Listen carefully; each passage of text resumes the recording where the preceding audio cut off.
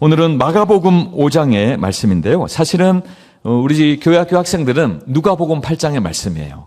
그 말씀을 제가 여러분들과 함께 살펴보았기 때문에 오늘은 똑같은 사건을 기록을 하고 있는 마가복음 5장의 말씀을 함께 본문으로 삼아서 예수님을 전해요라는 제목으로 말씀을 나누겠습니다. 여러분, 사람이 큰 은혜를 경험하게 되면 자연스럽게 생기는 마음이 있습니다. 그 은혜를 베풀어 준 사람 곁에 더 오래 머물고 싶어 하는 것이죠.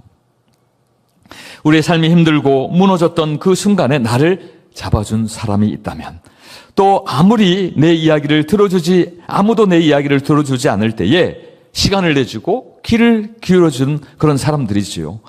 모든 것을 포기하고 싶던 자리에서 다시 일어설 수 있도록 도와준 사람들, 그 사람들은 우리가 쉽게 잊지 못하지요. 그리고 가까이에서 그들과 함께 또 신앙생활을 하고 싶기도 하고요, 또 삶의 여정을 걸어가고 싶기도 합니다.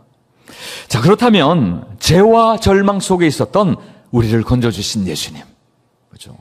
너무나 큰 은혜를 베풀어 주셨는데요, 그 예수님을 만났을 때는 어떻겠습니까? 예수님 곁을 떠나고 싶지 않은 마음이 드는 것은 자연스러운 일이죠. 오늘 본문에 나오는 한 사람이 그랬습니다. 그 사람의 마음이 그랬던 거예요. 그는 예수님께서 이제 배에 오르시면서 떠나려 하실 때에 함께 가게 해달라고, 예수님 곁에 있게 해달라고 간절히 부탁했습니다. 주님, 저도 주님과 함께 떠나고 싶습니다. 저를 데리고 가 주십시오 라고 말한 것이죠. 자, 그런데 예수님은 그의 부탁을 들어주시지 아니하셨습니다. 대신 이렇게 말씀하셨습니다. 19절 말씀 같이 한번 읽겠습니다. 시작. 집으로 돌아가 주께서 내게 어떻게 큰 일을 행하사 너를 불쌍히 여기신 것을 내 가족에게 알리라. 예수님은 그를 곁에 머물게 하시지 아니하시고요, 그가 떠나왔던 그의 삶의 자리로 다시 돌려보내셨습니다. 그리고 분명한 사명을 맡겨주셨지요. 네가 받은 은혜를 말하여라, 그리고 나를 전하여라 라고 하시는 것이죠. 오늘 이 말씀은 우리에게도 그대로 적용이 됩니다. 예수님을 믿는다는 것은요, 단지 교회 안에서 위로를 받고 예배 시간에 마음의 평안을 누리는 것으로 끝나서는 안 된다는 것입니다. 그럼 물론 예배는 중요합니다. 또 말씀을 듣고 기도하며 성도들과 함께 은혜를 나누는 시간은 우리 신앙의 중심 기둥 중에 하나인 것입니다. 하지만 그 은혜는요, 예배당 안에서만 머물러서는 안 된다는 것입니다. 주일에 들은 복음이 월요일이 되면 우리의 가정과 또 우리의 말과 행동을 통하여서 우리의 가정과 일터에서 자연스럽게 드러나야 하는 것입니다. 기도 가운데 받은 위로가 있다면 가족들과 또 동료들에게, 이웃들에게 자연스럽게 그들을 살리는 말로, 살리는 힘으로 그렇게 드러나야 한다는 것이죠. 예수님은 우리를 은혜의 자리 안에만 머물게 하지 아니하시고 세상 속으로 보내셔서 그분을 전하게 하시는 것입니다. 먼저 우리는 예수님이 회복시킨 이 사람이 어떤 사람이었는지를 한번 생각해 볼 필요가 있습니다.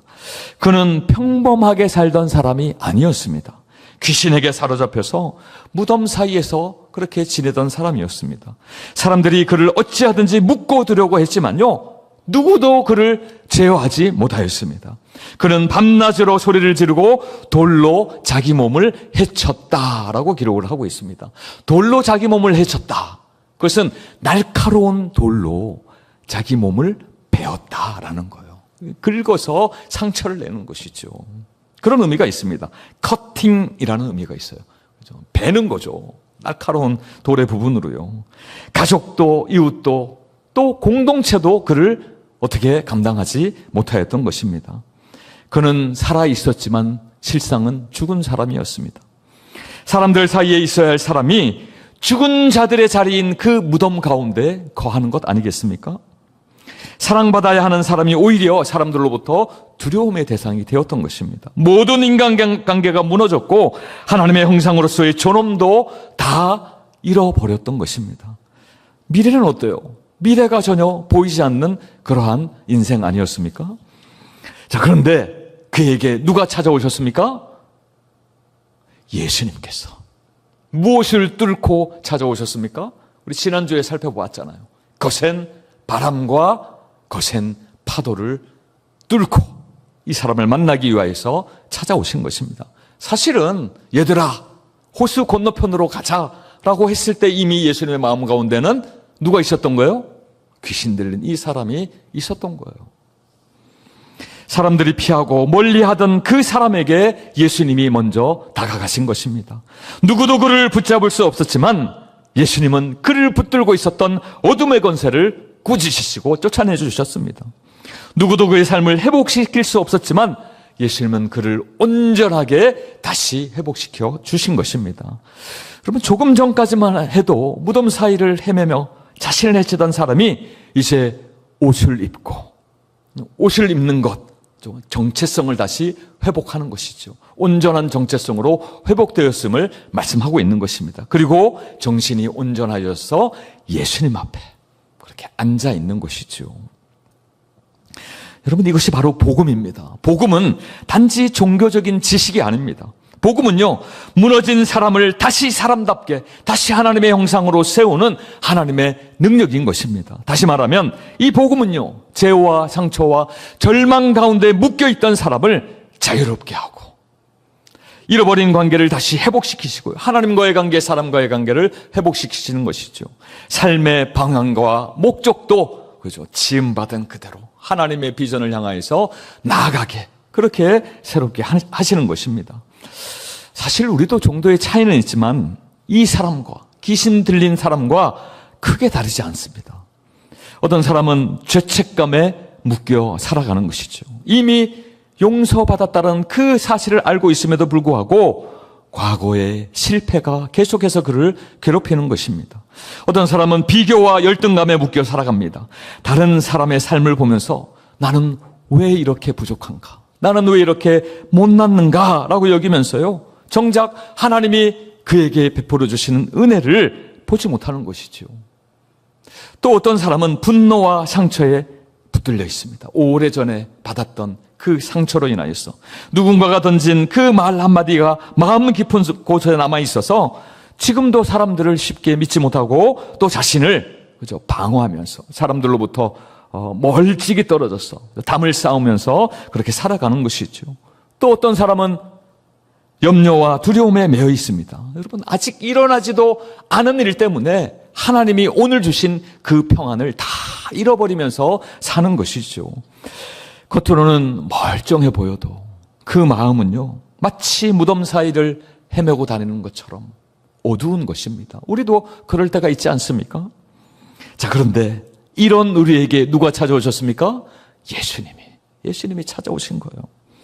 우리의 가장 부끄러운 자리, 숨기고 싶은 자리, 무너져 있던 그 자리를 주님은 외면하지 아니하시고 찾아오신 것입니다.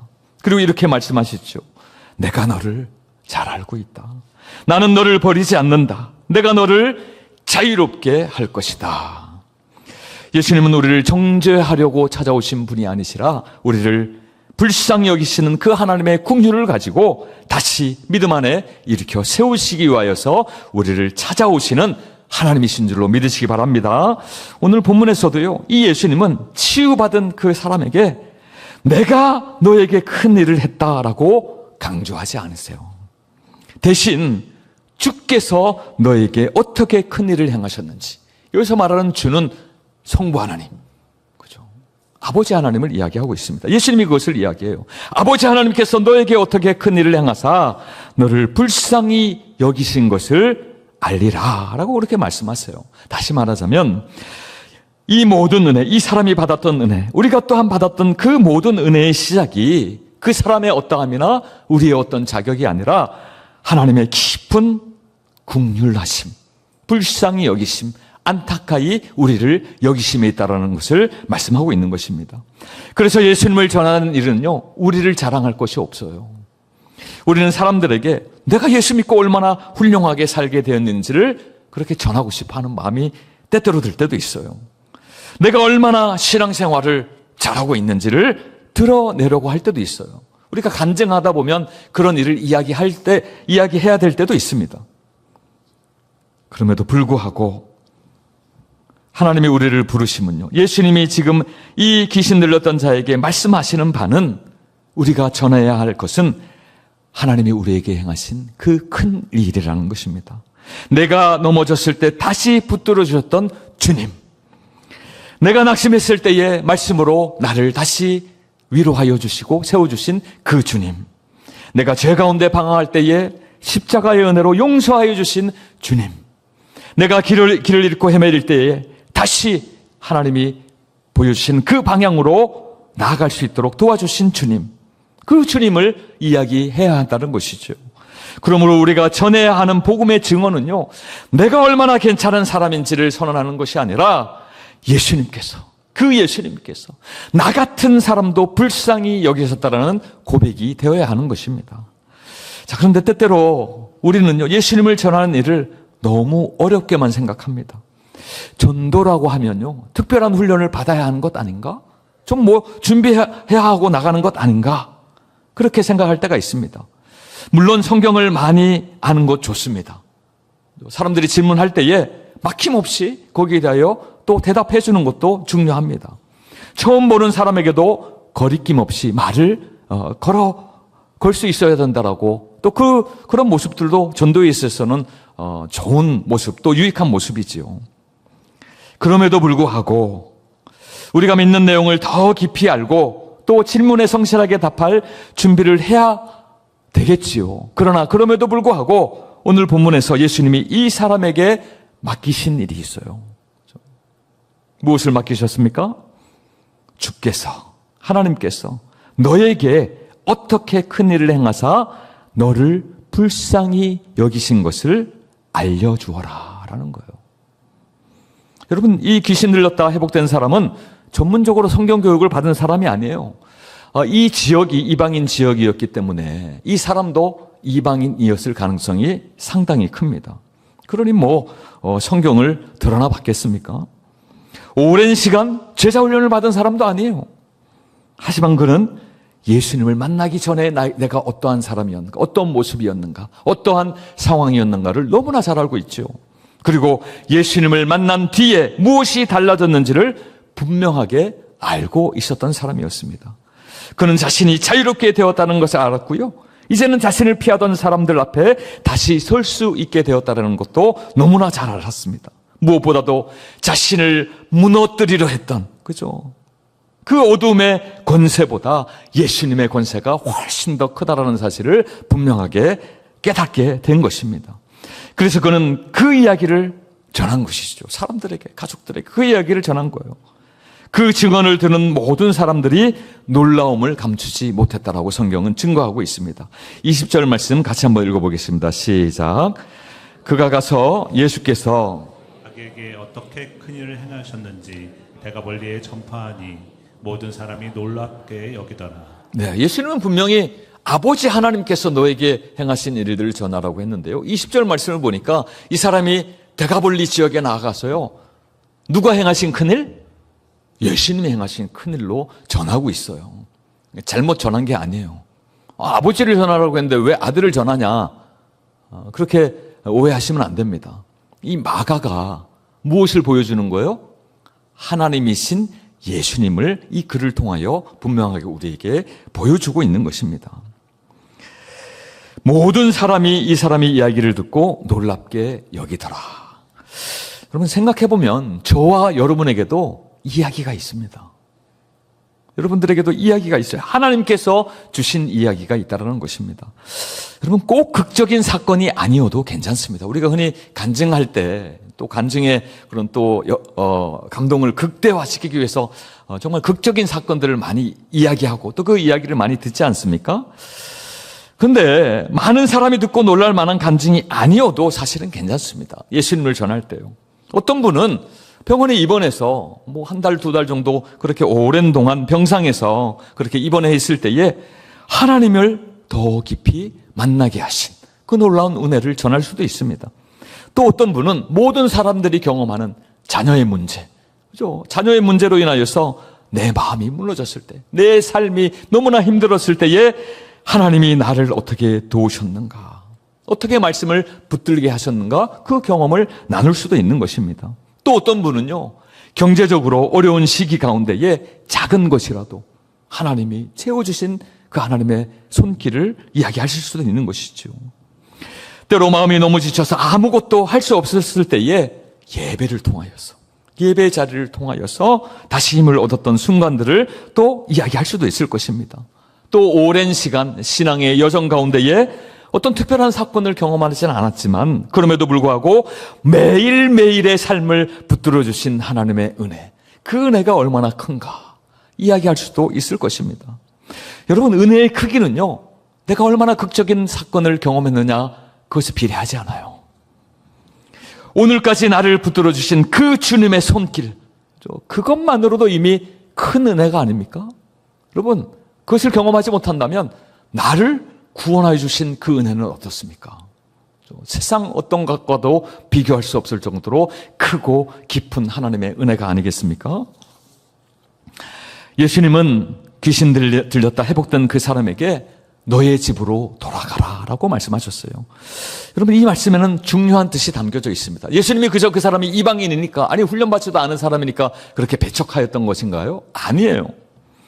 예수님을 전하는 일은 꼭 멀리 가서 시작해야 하는 것이 아니라는 것을 우리에게 분명하게 보여줍니다.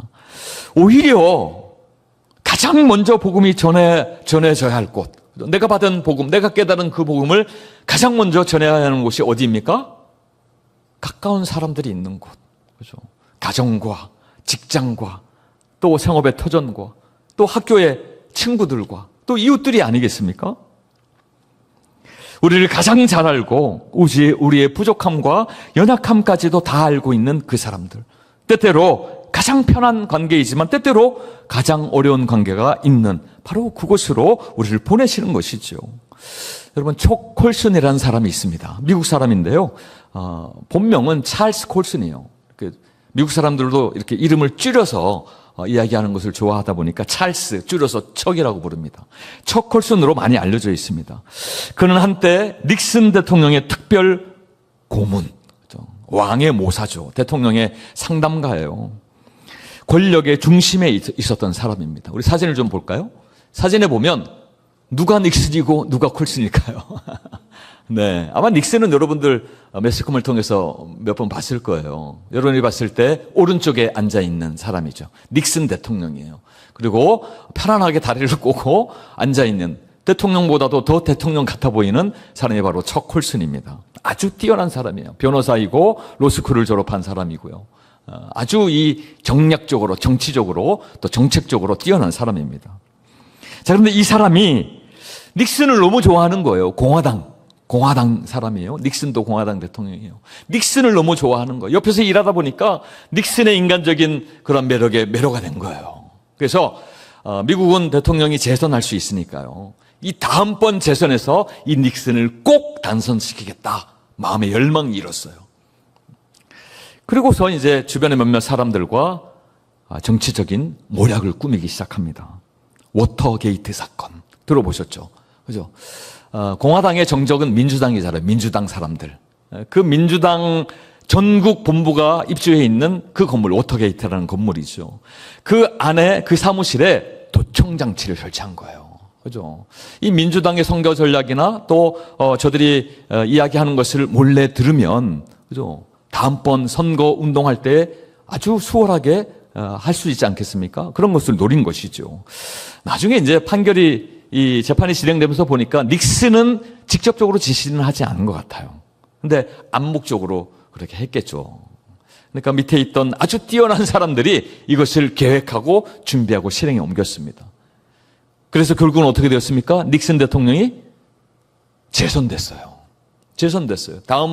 다음번 대통령으로 또 당선이 되었습니다. 자, 근데 그게 얼마 지나지 않아서 매스컴에 워터게이트 건물에서 이런 일이 있었다라고 하면서 대서특필이 되었습니다. 그리고 나서 사람들이 이제 다 욕을 하기 시작한 것이죠. 결국에는 이 닉슨 대통령이 그 정치적인 부담을 이기지 못하고 현직 대통령으로서 사임을 했습니다. 그런 일들이 없는데 아주 치명적인 그런 수치를 당한 것이죠. 그리고 재판이 열리기 시작했습니다. 이 일을 주도했던 척 콜슨도 재판 가운데서 유죄를 인정할 수밖에 없었습니다. 빼도 박을 수 없는 증거들이 나왔기 때문에 그래요. 그래서 유죄를 인정하고 이제 형량을 조금 줄이는 거죠. 그래서 7개월 동안 감옥에 수감이 되었습니다. 자, 근데 수감되기 전에 이제 재판이 진행 과정이에요. 그 과정이 얼마나 힘들었겠습니까? 모든 국민들이 손가락질 하는 거죠.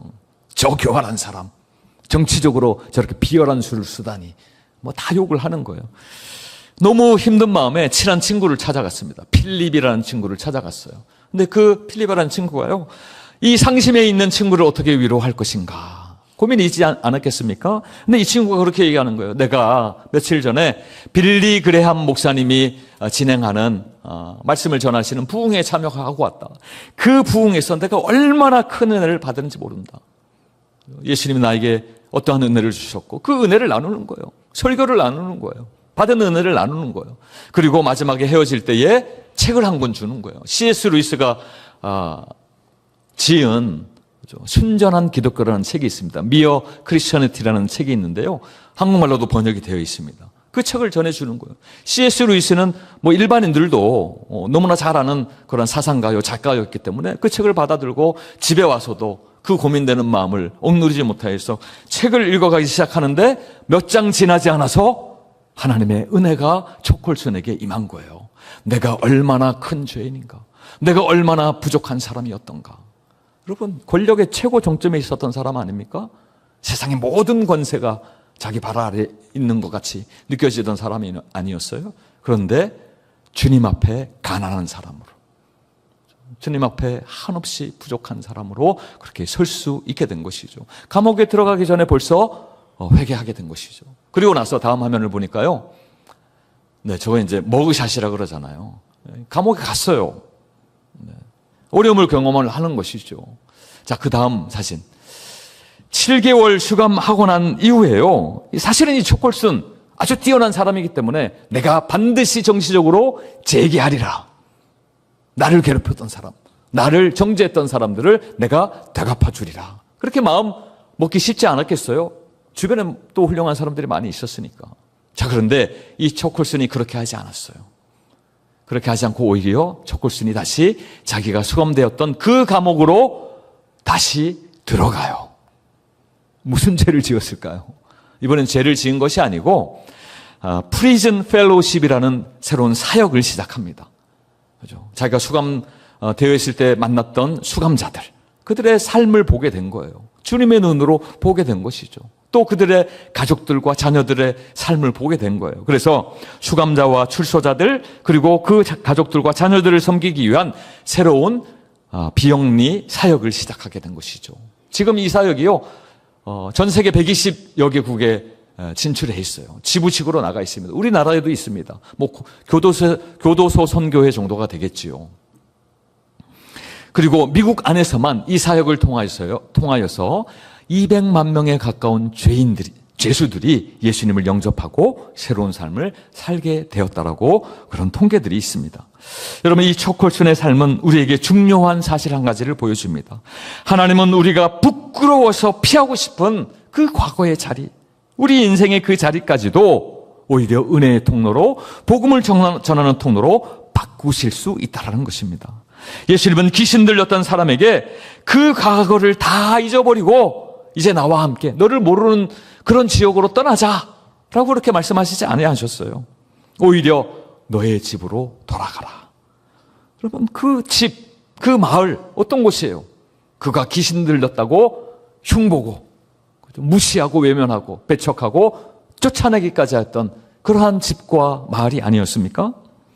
자신의 상처가 가득했던 그 자리, 사람들이 그를 두려워했던 자리, 그의 가장 어두운 과거가 남아있던 그 공간으로, 그 자리로 다시 돌려보내시는 것입니다. 그럼 예수님이 왜 그렇게 하셨을까요? 너무 무정하셔서? 너무 정이 없으셔서 그렇게 하셨을까요? 아니에요. 여러분, 이제는 그 자리가, 그죠? 그 수치의 자리, 그 고통의 자리가 예수님께서 행하신 큰 일을 전하는 자리, 은혜를 증언하는 자리, 그 자리가 되었기 때문에 그렇습니다. 하나님이 그렇게 행하시는 것이죠. 그렇다면 오늘 우리에게 주어진 은혜를 증언하는 가까운 삶의 자리 어디겠습니까? 우리의 가장 가까운 삶의 자리, 바로 가정이지요. 여러분들의 가족들 한번 생각해 보세요. 여러분들이 하는 말을 듣기보다는 무엇을 먼저 보기를 원하죠? 여러분들의 행동, 삶의 모습, 그죠? 말한 대로 실천하고 있는가? 그죠? 말에 큰 의미를 두지 않아요. 근데 행동하는 것, 어떻게 살아가는가, 그것을 유심히 보고 있는 것이죠. 교회에서는 친절한데 왜 집에만 오면 싸나워지는 거지? 네, 사나운 것도 아니에요. 싸나워지는 것. 그렇게 이야기하더라고요. 아니, 내 사랑하는 아내가 교회 갈 때는 너무 행복한 표정인데 이제 교회에서 현관문을 딱 들어오면 무뚝뚝해지고 나에게 잘하지 못하고 듣기 힘든 말을 하고, 예배에서는 은혜를 말하지만 일상 가운데서는 불만과 원망이 있다면 여러분, 그 말에 능력이 있겠습니까? 우리의 말에 능력이 없는 것이죠. 물론 우리가 모든 면에서 다 완벽할 필요는 없습니다. 때로 넘어질 수도 있잖아요. 그때라도 내가 복음 앞에, 내가 말씀을 붙잡고 다시 일어서려 하고, 또 잘못할 때도 있잖아요. 예수 믿지만 가족들에게, 자녀들에게, 부모에게, 형제에게, 배우자에게 실수할 때, 잘못할 때도 있잖아요. 그때에 솔직하게 인정하고요, 겸손하게 용서를 구하면서 또 끝까지 가족들을 사랑하려고 하는 그 모습이야말로 그 가족들이 그 모습을 통하여 예수님의 사랑이 저런 건가? 교회에서 말하는 그러한 진리가 저런 건가? 라고 깨닫게 되는 것이죠. 자, 그런데 더 놀라운 사실이 있어요. 여러분, 이 복음, 이 귀신 들린 자에게 전하여졌던 그 예수 그리스도의 복음이요, 그 사람의 집에만 머물러 있지 않았다는 것입니다. 우리가 아까 읽었던 20절 말씀을 보니까요, 그가 데가볼리에 가서 예수님께서 자기에게 행하신 큰 일을 전했다. 그리고 사람들이 놀랐다라고 이야기하고 있어요. 지난번 설교에서 데가볼리, 데카폴리스, 10개의 도시들이라고 이야기했잖아요. 그죠? 지금의 요르단이라는 나라에 속해 있는 지역이에요. 이방 지역이죠. 호수 건너편 지역. 예수님의 복음이 이제 경계를 넘어 퍼져갈 것이라는 것을 성경을 통해서 보여주고요, 또 그 복음이 경계를 넘어가는 그러한 능력의 복음이라는 것을 우리에게 분명하게 보여주고 있습니다. 예수님은 유대인의 마을 안에서만 예수님이 아니셨어요. 사회적으로 밀려난 사람들, 종교적으로 멀리 떨어져 있었던 사람들, 소외되고 있었던 사람들, 문화적으로도 낯선 사람들에게 동일하게 찾아가시고요, 또 은혜를 베푸시는 분이셨습니다. 그러므로 교회는요, 자기들끼리만 은혜를 나누는 공동체가 아니에요. 예수님이 의도하신 것이 그것이 아니라는 것이 오늘 본문을 통해서도 분명하게 보여집니다. 세상 속으로 복음을, 또 그 은혜를 흘려보내는 공동체가 되어야 함을 말씀하고 있습니다. 사랑하는 여러분, 우리가 살아가는 세상 어떻습니까? 여전히 예수님을 필요로 합니다. 겉으로는 풍요로워 보죠. 역사상 그 어느 때보다도 풍요로운 시기를 우리가 지나가고 있지 않습니까? 여러분, 18세기의 왕들, 우리가 경험하는 것보다 못 누렸어요. 우리 비행기 타고 막 해외여행 가고 가서 맛있는 거 먹고, 삼시세끼 마치 여러분 18세기의 왕이 먹는 음식을 먹는다고 생각하시면 돼요. 시마다 때마다 고기 먹잖아요. 그렇죠. 또 고기만 먹다가 보니까 또 이렇게 성인병이 염려가 되니까 또 어떻게 해요? 열심히 야채를 먹잖아요. 그죠? 우리는 그런 시대를 살아가고 있어요. 자, 그런데 어떻습니까? 그렇게 풍요로운 그런 시기를 살아가지만 사람들 마음은 어때요? 그 어느 때보다도 외로움과 불안과 상처를 안고 살아갑니다. 정보는 넘쳐나지만 어떻게 살아가야 하는지, 어떻게 이 일을 해야 하는지 몰라서 챗GPT한테 물어보잖아요. 야, 어떻게 하면 구원을 받을 수 있니? 내 마음이 너무 외롭고 너무 우울감이 심한데 어떻게 할 수 있니? 여러분, 챗GPT 너무 똑똑해요. 상담도 해줘요. 한번 해보셨는지, 해보셨나요? 네. 해보세요. 왜냐하면 이 AI에 이 상담 전문가들의 논문들과 또 저서들이 올라가 있어요. 우리 원로 목사님 상담 전문가시잖아요. AI에 아들 목사님 통해서 열심히 올리고 계시더라고요. 근데 책도 막 올리고 계세요. 왜 그렇게 올리시겠어요? 내가 복음을 통해서 깨달은 영혼을 세우고 사람을 살리는 일들을 또 그것을 통해서도 그렇게 하기를 원하시는 거죠. 그런 마음이 있어서 올리시더라고요. 근데 실제로 그래요. AI가 상담도 해줘요. 아주 정확하게 판단도 해주고요. 그런 시대를 살아갑니다. 자, 그럼에도 불구하고 여러분, 복음의 진리, AI에게 아무리 물어봐도 그것을 이야기해 주진 않아요. 물론 구체적으로 지정해서 물어보면 이야기해 주겠지만, 내가 어떻게 구원받을 수 있니? 내 영혼이 너무 피폐한데 내 영혼이 어떻게 하면 구원을 받을 수 있니라고 이야기하면 AI가 무엇을 이야기합니까? 너의 마음을 깊이 들여다봐. 음악이 필요하면 잔잔한 음악도 피워놔. 또 향이 필요하면 인센스 스틱 당근에서 사서 피워놔. 네 자신 안에 있는 신적인 신을 깨달아. 뭐 이렇게 고면할 수도 있어요. 이슬람의 신을 이야기할 수도 있어요. 힌두교의 신을 이야기할 수도 있어요. 다 이야기하는 것이죠. 그래서 엉뚱한 것을 이야기하는 거예요, 사실은. 사람들과 너무나도 가깝게 연결되어 있는 사회를 살아가지만 정작 사람들로부터 이해받지 못한다라고 그렇게 수많은 사람들이 생각하며 살아가고 있습니다. 이런 세상에 여러분 필요한 것이 무엇일까요? 더 큰 목소리? 더 화려한 그러한 목소리? 그러한 말들? 아닙니다. 우리를 불쌍히 여기시고 우리를 긍휼히 여기시는, 그리고 다시 일으켜 하나님의 온전한 형상으로 세우시는 예수 그리스도의 복음이 지금 이 시대에도 필요한 줄로 믿으시기 바랍니다. 자, 그런데 이 예수님을 전해야 되는데 여러분, 말로만 되는 일이 아니에요. 무엇보다도 우리의 삶이 복음다워야 합니다. 복음스러워야 해요. 정직하게 일하고 약한 사람들을 함부로 대하지 않고요. 때로는 손해를 보더라도 바른 길을 선택하는 것이죠. 세상이 미워하라고 할 때 오히려 사랑하기를 선택하는 것이죠. 나와 다른 사람들을 쉽게 외면하거나 배척하지 않는 것을 이야기하고 있습니다. 목사님, 그거는 예수 안 믿는 사람들도 다 하는 건데요? 다 알고 있는 건데요? 물론 그렇죠. 그럼 무엇이 달라야 할까요?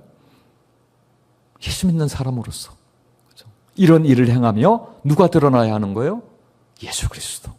하나님의 은혜, 예수 그리스도의 복음이 드러나야 한다는 것이죠.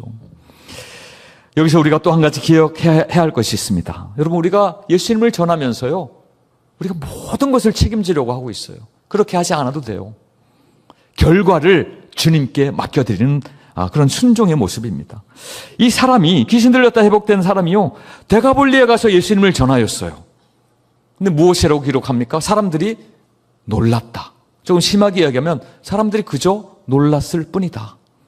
예수를 믿었다라는 기록이 없어요. 예수를 믿었다는 기록이 없습니다. 자, 그렇다고 이 사람이 전한 말이 아무런 의미가 없었던 것일까요? 그렇지 않습니다. 바울도 그렇게 이야기하잖아요. 나와 동역자들이 복음의 씨를 뿌리고 물을 주었다. 그러나 자라게 하시는 그 씨앗의 생명을 움트게 하시는 분은 누구시라고요? 하나님이시다. 오직 아버지 하나님이시다. 우리가 복음을 전하고 사랑으로 섬기며 삶 속에서 자연스럽게 예수님을 드러낼 때에 누가 싹을 틔우신다고요? 누가 복음의 생명을 틔우신다고요? 하나님께서 그 일들을 행하시는 것이죠. 그러기에 우리는 그저 순종함으로 한 걸음 전도의 일 가운데로 나가는 거예요. 복음을 이야기하고 은혜를 이야기하는 그 일들을 행하는 것이죠. 하나님을 믿고 그 일을 행하는 것입니다. 사랑하는 성도 여러분, 이제 말씀을 맺습니다. 예수님은 오늘도 우리에게 묻고 계세요. 내가 너에게 베푼 은혜를 기억하고 있느냐? 내가 너를 불쌍히 여겨 붙들어 준 일을 잊지 않고 있느냐? 여러분, 우리 그 은혜를 마음에 새기고 살아가야 합니다. 그래야 감사하는, 하나님 앞에 감사하고 겸손한 사람으로 설 수 있습니다. 그리고 그 은혜를 혼자만 간직하지 말고 나눌 수 있게 되는 것입니다. 자녀에게, 배우자에게, 부모에게, 형제에게, 동료에게, 이웃들에게 자연스럽게 전하는 것이죠. 꼭 거창한 간증거리가 있지 않아도 됩니다. 마치 필립처럼요. 내가 예배에 참석했는데 내가 이 말씀이 너무 감동이 되더라. 전하는 거예요. 요즘 많이 힘드시죠? 제가 하나님을 섬기고 있는데 그 하나님께 당신의 상황을 위하여 기도해도 되겠습니까? 여러분, 예수 믿지 않는 사람들 중에 기도 싫어하는 사람 별로 없습니다. 그죠? 어디엔가 있을지 모르는 그 그 신에게 나를 위해 기도해 준다고? 너무 좋지. 라고 생각하는 거예요.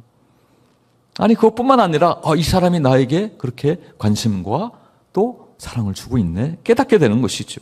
지난 일요일에 들은 말씀이 제게 큰 힘이 되었습니다. 주일을 아직 모르니까 일요일이라고 이야기하는 것이죠. 그렇게 다가가는 거예요.